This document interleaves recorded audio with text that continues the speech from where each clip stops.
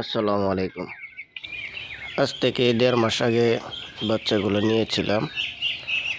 ২৭টা বাচ্চা। মাশাআল্লাহ এখনও সবগুলো আর ঠিকই আছে। মাঝে অনেক অসুস্থ হয়েছিল। ২ বার টিকা দিয়েছি ভ্যাকসিন। মাঝে খুব ঠান্ডা লেগেছিল। আসলে শখের বশে পালা। তো ভালোই লাগে, দেখতেও ভালো লাগে, কিন্তু খাবারটা অনেক হাই, প্রচুর খাবার লাগে। যারাই পালবেন আমি মনে করব যেন বেশি না, ৮-১০টার উপরে যেন না পালে, কারণ ওইগুলো প্রচুর খাবার লাগে।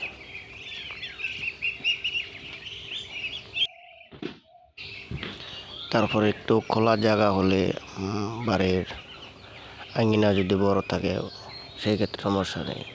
তারা আবার একটি বেলা ছেড়ে দিলে এটা প্রচুর খাবার খায়। আর জায়গা অল্প থাকলে আসলে তো পালাটা ঠিক না।